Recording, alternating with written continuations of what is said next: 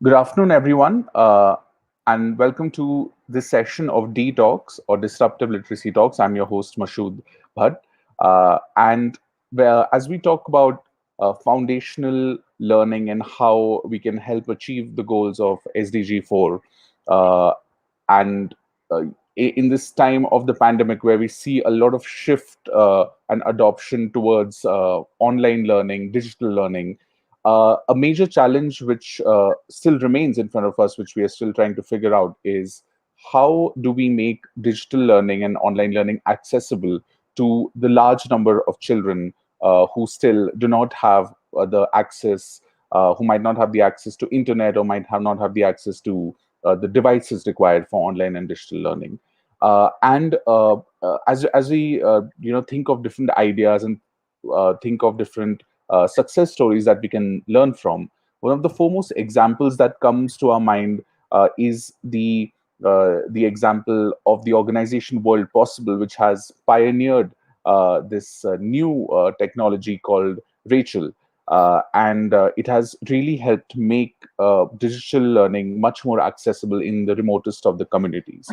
And to speak on how this example, how these experiences of World Possible and Rachel has made it possible for learning to reach the remotest corners. We have a very special guest today. He is the executive director of the World Possible chapter in Guatemala.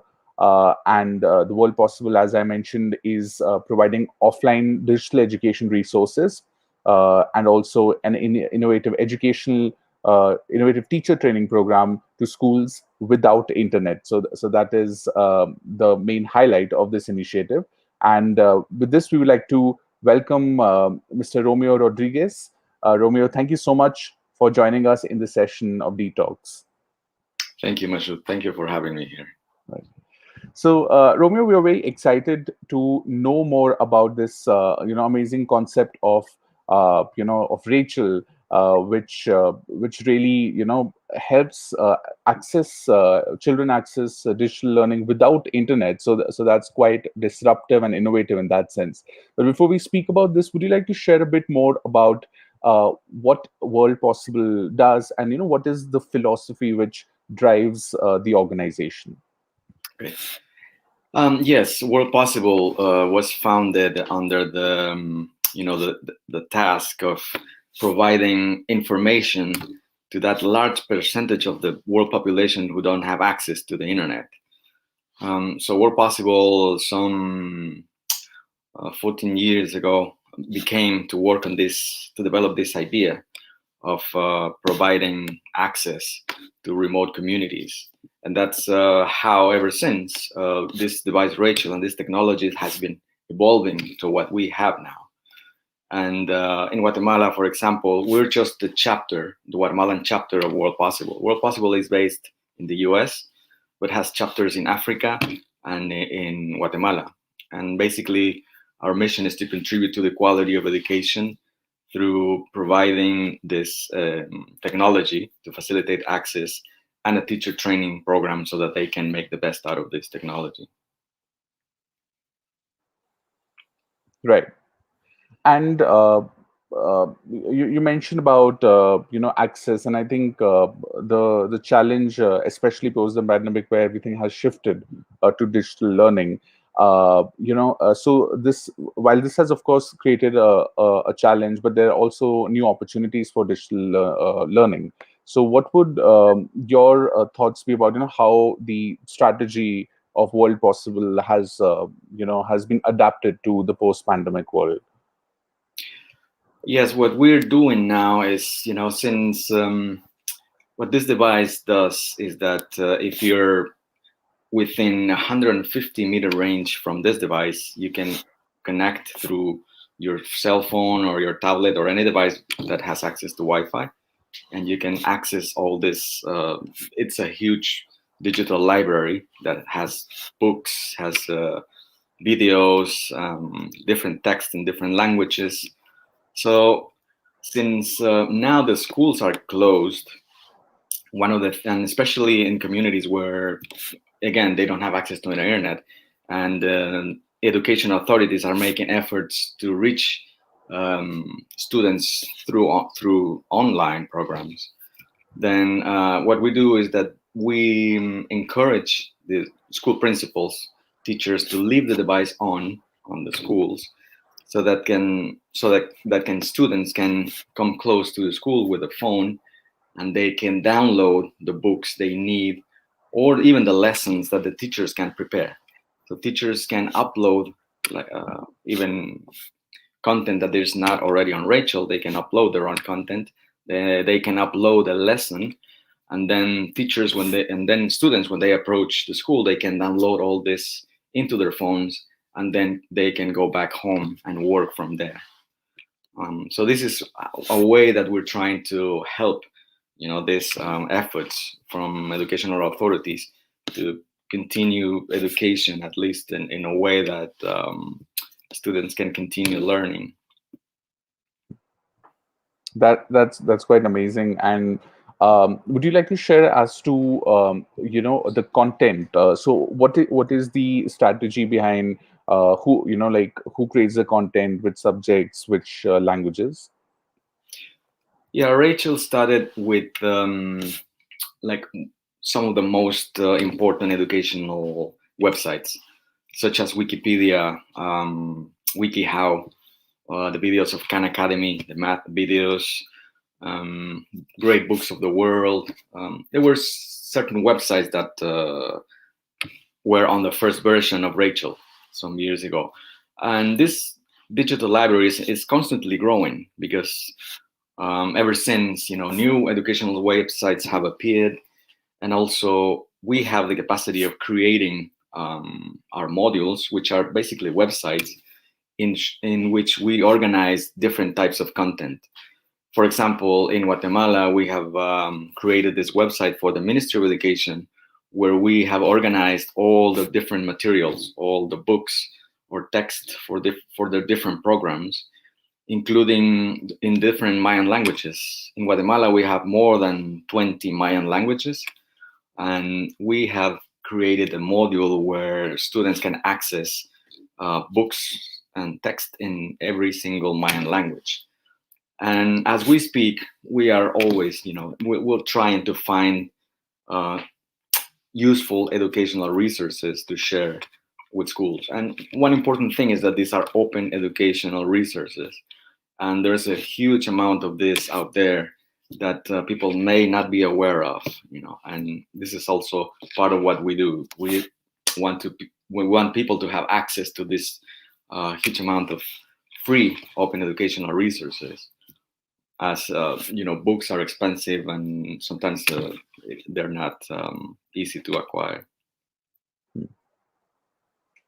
Right. That's a very important point, and in terms of having open education resources, which can be used by the most needy or even the most underprivileged at zero cost, because the content can be is available there.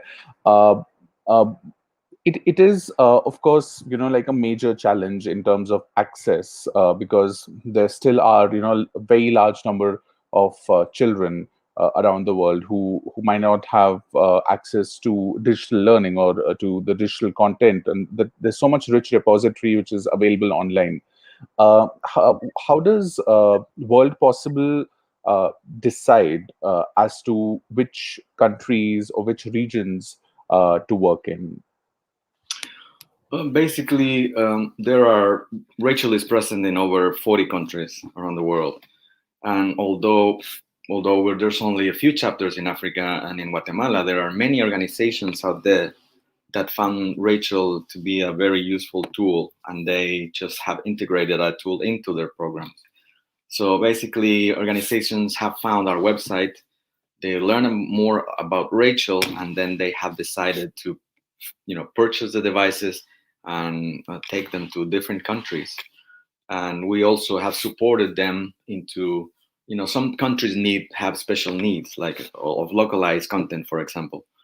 So countries as El Salvador or Nicaragua, for example, we help them develop the module with all the local materials from their Ministry of Education. And also, if this organization works with gender equality subjects, for example, or environmental issues, then we also, help them integrate as much content as they want or they need into the devices so that they can make it easy for them to work with. Thank you for sharing that, Romeo. And shifting our conversation to the idea of foundational learning for very young children, and it is the World Bank talks about the learning poverty. That almost 50, more than 50% of the children in the middle and low income countries are still not able to read a simple text. Uh, what is your view on how can does technology have a role in addressing the challenge of the very foundational skills, that foundational literacy challenges which the world faces? And if you would like to share some ideas on how technology can help in these foundational learning aspects. Yes, I think one of the biggest challenges, especially in rural communities, is that they don't have access to quality education materials. And this goes for math, for reading, or for every subject. And what technology does is it provides high quality materials that not only effective but also fun for kids to use. So I think on one hand, we provide the technology aspect of it, by facilitating relevant content, useful and effective content. But also on the other hand, we have to work with teachers because I believe that innovation is not only about technology and devices. Innovation has to be a lot with teaching methods. So it's important for us, just as important as to bring technology is to train teachers on how to use these devices, but most importantly is to provide innovative methods of teaching that will not only help them strengthen these foundational skills, but also will help them promote other skills like 21st century skills that it's more commonly talked about nowadays. Skills of critical thinking, team effort, communication, and trouble solving, for example. So these methods that we promote are a combination. It's a combination that helps them strengthen foundational skills and the soft or 21st century skills. Yeah, that an important point made by you, which is also to look at not just the foundational literacy and numeracy skills, but at this point of time, I mean, with a very different world landscape, it is important to look at other aspects of problem solving of the 21st century skills, and also a lot of focus on the socio emotional well being of children, especially after the trauma which the pandemic has unleashed. You did mention that it's important that uh, how the technology is used is equally important. And would you like to share some, success stories or some innovations which the teachers that you are working with have been able to achieve using Rachel and using the technologies which they are accessing? Yes, I guess the story that always comes to mind is this little school in a remote area where of course, they didn't have any type of technology or access to internet. But shortly after we provided Rachel and this technology and the teacher training, there was this national competition in math. It's called the Olympics, and where private and public school participate in this math competition. And this kid who is very poor, he comes from a very humble family. This kid ranked into one of the first in math. So he even got a better rank that students from private schools that have access to all this technology. But this kid got so excited with Rachel and with the Khan Academy videos, to be precise, that he would spend time watching the math videos, and because this platform also allows students to practice after watching the video, he got really good at math. He would spend even time after school just watching the videos, solving the problems, and of course he got a there was a good teacher behind also. That more than a teacher was a good guide for the students. So yeah, he was awarded with one of this um, in one of these competitions, and for the first time a kid from a very humble rural school was able to um, have an award in this type of competition. That's very inspiring to learn as well. And are these devices, like you mentioned, that these are primarily being used, in the community right now? Generally, who are the stakeholders in the community you see are the biggest beneficiaries or the biggest customers of Rachel? Yes, our scope of work focuses more on schools. So we work with school principals and teachers. So when we bring Rachel, we train the teachers on what I mentioned about how to use it and teaching methods. But we also encourage them to invite the like parents or other members of the community to come close to the school with their phones and have the chance to explore what's in Rachel, because the content is not only for students. You can have all sorts of content related to agriculture, to art. There are many different tutorials to learn how to do practically anything from mechanics to cooking to sewing. So we also encourage the community members to learn about this technology and to even have activities after school hours, so that they can also take advantage of this devices and this technology. Or kids that are not in school but have a device, they can come close to the school and maybe read a book, and perhaps that will encourage them to continue their education. So as you see, this device is it could help an entire community. That's truly powerful. And is this something which the people in the community, etc., can they are they able to access the content, at any point of the day, or do they have to pay any charge for it? What does the usage pattern look like in the communities that you work with? Yeah, these devices are administered by schools mostly. So we encourage school teachers to leave the device on, even after school hours, so that they can have access to it. So it basically depends on the teachers or principals leaving the device on, or perhaps even on weekends. Um, it also, there are many challenges in rural communities. Also, there are some communities where there's no access to electricity, for example. So in these communities, we have worked with other organizations to provide solar panels, for example, so that they can charge their equipment and charge the Rachel device. So that depends on the school setting. But in schools where they don't have problem with the electricity, they can have the device connected 24 hours, and even during weekends. Right. That's wonderful to know that. Another question that we also had was to do with smartphones in the hands of students, right? We see that the age at which children are adopting technology for using content, be it educational entertainment, is the age is going lower and lower.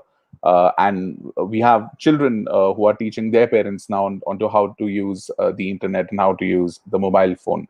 Um, uh, but there is also a perception among many parents that giving access to the mobile phone to the child might distract them from studies. And with Rachel, with focus on learning, with focus on education, do you see that do you see that such a mindset exists in the communities you work with? And secondly, do you think Rachel has helped change that mindset towards children using technology? Yes, definitely. There's been, this. It's common that in communities they see, special youth, they see devices like mobile devices, not only for communication but also mostly for entertainment. Like using the social networks or to download music or watch videos, but not so much or not at all for educational purposes. And of course, some parents are concerned about the internet because internet also may have some inappropriate website and can even be dangerous for kids. But once they know that Rachel, like 100% of the content in Rachel is educational, they feel more secure to have their kids, having access to it. And of course, it's normal then in schools they forbid for kids to bring their phones because it's a distraction. But schools that now have Rachel, actually they encourage them to bring their phones because it's an extra device where they can uh, have also access to all the content. And now it's so a mobile phone is perhaps slowly shifting in these communities from being an entertainment device to also a learning device. Right. That's very wonderful to know about that. So here, Romeo, would you like to share a bit more with our audience as to how this platform looks like?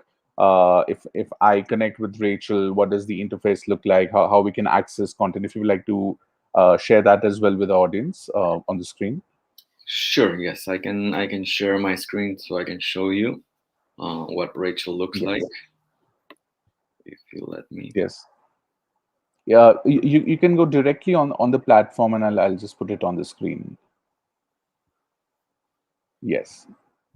Okay, so do you see this is one of our latest deployment. In this deployment, we also provided Chromebooks, but this is Rachel. This is the device. As you see, it's a small device. It's basically a plug and play server that you just turn on and immediately you can connect any device to it. And once you are connected to Rachel, this is what it looks like from when you're using a phone or a tablet. And any of these are modules, and each module it's a website basically. As you can see here, we have the K Lite. These are all math videos, they're science videos, and it's a collection not only of videos but also of exercises where children can practice their math after watching videos. You see, we have Wikipedia for schools. We have a lot of interactive content so that um, students can also learn the basic of programming, for example, in Blockly games, interactive map. There are so many modules. There's so much information. We even have a collection of TED Talks, great books of the world, and the list goes on. And this is just a really small fraction of what's in Rachel. This is, for example, this is a module developed for Tanzania. There's a Tanzania chapter, and in this module, they just organize all the different materials from their education institutions. And we have done that with several countries. And then this is the Spanish section of Rachel. And I mean, the list goes on. We have Rachel in French. There's also a small fraction of Rachel in Hindi and in Swahili. Right. That's quite incredible that so much of resources are there, and if someone goes and clicks on any of these links, so they'll be able to see the text, the video. They'll be able to play all of that completely offline. Is it? Yes, that's correct. They don't need to have an internet connection. They don't even have to have a phone signal. It's all Mhm. pre-downloaded into Rachel. Right. Right. And it's quite a fabulous device. So what generally would it cost a school or someone in the community to buy Rachel? Well, Rachel, we have I would say three versions of Rachel. We have the more simple version. It's a Raspberry Pi. We use a Raspberry Pi. We use it as a server, and we use a small SD card with 128 gigabytes of storage. And this device could cost maybe $150. So this is the cheapest version of Rachel. Then we have the Rachel Plus. That's the one I shared. That the version of with a hard disk of 500 gigabytes starts at $500. And then we have Rachel with solid state disk of 1 terabyte that sits at $649. This is, of course, Right. with shipping and handling. But in Mundo Posible, World Possible Guatemala, what we do is we find partners and donors so that schools don't have to pay anything, which is basically donate all this equipment. Right. That's quite incredible.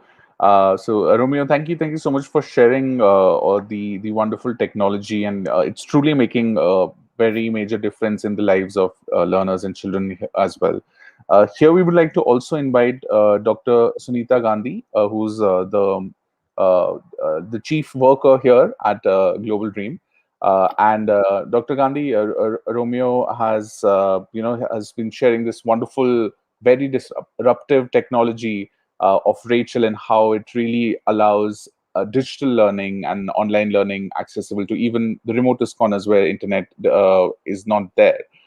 Your questions and thoughts, please. You're on mute. I've been good afternoon, good evening here in India. I think it must be morning in Guatemala. Is it? Yeah. Yes, it is. Okay, it's Good lovely to have morning. you, Romeo, with us, and we're fascinated by what you've been sharing. Uh, it's definitely something on the cards for the future also, because offline access is critical in many communities. I'm just wondering to what extent you alluded to the mobile technology that's it's going to be in the future more for learning. So, to what extent the mobile technology and this the Rachel marry each other, and to what extent internet is needed or not needed? Some clarity on that would be really lovely. Yeah, that's the good thing about Rachel is that it's you don't need internet at all to have access to it because all the content is already preloaded onto this device. And because basically the idea is to bring this device where there is either no coverage or that these communities cannot afford to pay for the internet. And besides having Rachel in schools, there's also many different approaches. For example, there are mobile learning labs in which Rachel goes through different parts of the community, since the Rachel Plus comes with an internal battery so that it's easy to move it with other devices. Yes, and so when you say mobile learning lab, how is that? See, we saw in your picture that there's the server, and then we also saw with the server along with that there were some screens, like laptop kind of thing. So what is that, and what else is required besides the server, and what are the total costs of the project? Like if you have 50 children in a class or in a school 100 children, what can we anticipate is needed? Will one server work for all the 100 children? Well, one server, you can connect up to 50 simultaneous users for a server. And you can connect within 150 feet area range. And what I showed you was it was a deployment made in school, but also the cost of this mobile labs depends on the type of device you want to use. In this case, we were using Chromebooks, and if we provide around 15 Chromebooks and the Rachel device, the cost for per school is about $5,000. So here the Chromebooks part is the more expensive. And of course, if you use tablets, the price comes down a lot. So it depends on what type of device you want to use. I thought Chromebooks were similar to tablets. Are they not? Chromebook it's basically a laptop, but it uses a Chrome operating system. So Oh, it's an open source operating system, and they are designed mostly for browsing. So they're very fast. They're not vulnerable to viruses. So for us, we've seen that it's a device that has worked the best for us. so it is costing about $100 a piece. There are different prices. You can find Chromebooks from $100 to $300. There are models that are ruggedized, specially designed for schools. They're shock resistant, water spill resistant. So the cost varies a lot. Wow, I think a lot of communities here in India would be interested in using this initially to try it out, and then of course in a bigger way. And we would certainly want to be one of them. Use it for our slums. But one thing you mentioned here is the range. Is the range 150 feet? So if they're beyond 150 feet from the server, they'll not be connected. Yes, there is a limit, but that's the limit. But also, we also have seen examples in schools where they need to have an extended area range. So what you can also do is either add a router or an amplifier, so that you can extend the signal to if you want to reach all the classrooms in one school. You can use these amplifiers to have the signal in the entire premise. Okay, because when you're talking about like outside of school use, like as work at home, that'll Mhm. become tricky because children are spread out in a larger geographical area. So basically, it will be limited to a school primarily, and covering that school. Yes, and we have been trying to, develop a model of a community network, but we're still working on trying to find the best equipment, the best antennas, and we would need stronger servers. We are now in the process of experimenting this so that Rachel can be available from home in a whole community. We are not there yet, but we are experimenting on that. So now what kids do is just they go to school, they download what they need into their devices, and then they go home to read or work on them. It's absolutely phenomenal. Where has this been used in Guatemala? And how has it helped? What has been the retention by people who took it up? Um, you said cross subsidization of costs, like somebody in the community will fund it. But then how vigorously is it being used? And is it replacing the teacher to some extent um, in terms of teaching part? Mhm. Well, in Guatemala, we have deployed Rachel in over 400 schools since 2014, and this is nationwide. So we go to the most remote areas of Guatemala to bring this device and to train teachers. And we've done this in partnership with different organizations, including Rotary International has been one of our main partners in reaching out many schools. And as for the teacher training, yes, with every device that we deploy, we provide a program to help them use the devices in a more efficient way, and about different teaching methods that include um, project-based learning, challenge-based learning, inquiry-based learning, and all these different strategies to use technology. Because once you bring technology into community, sometimes teachers don't even know what to do with it. So it's very important for them to have some guidance onto how to integrate this technology into their regular teaching.